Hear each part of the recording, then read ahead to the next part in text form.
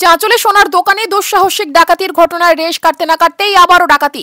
এবার মালদার বৈষ্ণবনগর থানার শাহবাঞ্চক গ্রাম পঞ্চায়েতের পূর্ব বেদরাবাদ এলাকায় স্কুল শিক্ষকের বাড়িতে ডাকাতি। জানালার গ্রিল ভেঙে ভেতরে ঢোকে দুষ্কৃতীরা। এরপর স্কুল শিক্ষক সহ পরিবারের সদস্যদের মুখ হাত পা বেঁধে রেখে আগ্নেয়াস্ত্র দেখিয়ে চলে লুটপাট। জানা যায় ওই স্কুল শিক্ষকের নাম মোহাম্মদ উজির হোসেন। মোহাম্মদ উজির হোসেন টার্গেট স্কুলের কর্ণধার তিনি। জানা যায় বাড়ির সদস্যদের বেঁধে রেখে প্রায় 1 ঘন্টা ধরে তাণ্ডব চালায় দুষ্কৃতীরা। প্রায় 15 ভরি সোনা এবং নগদ 1,20,000 টাকা ও 4টি নামি দামি মোবাইল নিয়ে চম্পট দিয়েছে দুষ্কৃতীরা। তবে দুষ্কৃতীদের মুখ বাঁধা থাকায় কাউকে চিনতে পারেনি বাড়ির সদস্যরা। আজ সকালে ঘটনাস্থলে পৌঁছায় বৈষ্ণবনগর থানার পুলিশ। উল্লেখ্য, একই কায়দায় গত 1 মাস আগে মালদার ইংলিশ বাজারের লক্ষ্মীপুর এলাকায় জানালার গ্রিল ভেঙে ডাকাতির ঘটনা ঘটেছিল। যদিও গোটা ঘটনার তদন্ত শুরু করেছে বৈষ্ণবনগর থানার পুলিশ। মালদা থেকে আমজাদ আলীর রিপোর্ট, নিউজ অবিকল। কি ঘটনা ঘটেছে এখানে?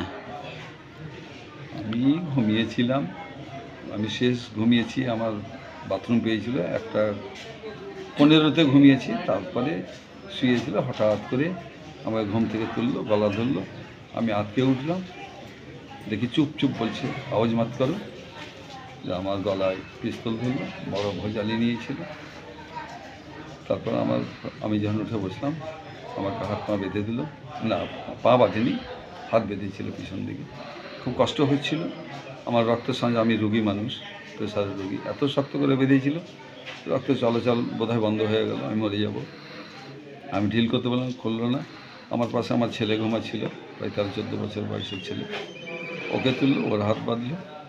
তারপরে অন্য ঘরে আমার ওয়াইফ এবং আমার 2 মেয়ে ঘুমাচ্ছিল, ওদের ঘরে গেল, ওদেরকে তুললো, ওদেরকে বাঁধলো। বারবার বলছে, টাকা কোথায় আছে, স্কুলে টাকা কোথায় আছে। আমি যে স্কুলের টাকাটা আমার কাছে থাকে না, স্কুলের টাকা আমাদের ব্যাংকে চলে যায়, তাছাড়া খরচ। বাড়ির সবাইকে বেঁধে ফেলেছিল? বাড়ির সবাই। আচ্ছা, কত টাকার মতন ডাকাতি হয়েছে?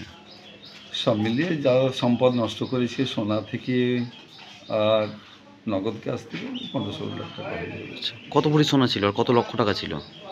আমার সোনা 10 ভরির মতো ছিল আর কি। আর নগদ ক্যাশ তো ওইভাবে গনে রাখি না, তবে হবে 1-1.5 লক্ষ টাকা হবে। ডাকাতরা কতজন ছিল? আমি 7 জনের মতো দেখেছি, প্রত্যেকেই সশস্ত্র অবস্থায় ছিল আর কি। আর বাইরে কেউ ছিল কি না, যখন বেরিয়ে যাই তখন আমাকে সাবধান বাণী দিয়ে যাই, খবর আমার চলে যাওয়ার পরে 1 ঘন্টা চুপচাপ এখানে দাঁড়িয়ে থাকবে, কোনো আওয়াজ করবে না। কাউকে চিনতে পেরেছেন? না, সবাই মুখে কাপড় বেঁধেছিল। কি মনে হচ্ছে আপনার? কী মনে হয়, আমাদের তো তেমন কোনো পয়সাওয়ালা নয়, কিছু নয়। আমাদের বাড়িতে এটা তো অকল্পনীয় যে আমার বাড়িতে ডাকাতি হবে। কেন, আমরা একসময় টিউশনি পড়াতে পড়াতে জীবনযাপন করতাম, কোনো চাকরি বাকরি পাইনি। একটা প্রাইভেট প্রতিষ্ঠান খুলেছি, টার্গেট পয়েন্ট আর স্কুল।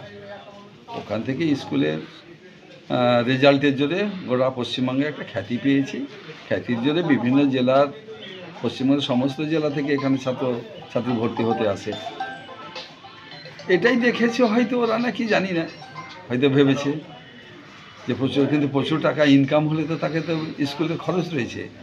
প্রায় 200 জন কর্মচারী এখানে রয়েছে, টিচার থেকে নন টিচার থেকে, তাদের পুলিশকে কখন জানিয়েছিলেন বিষয়টা? পুলিশকে কখন জানিয়েছিলেন?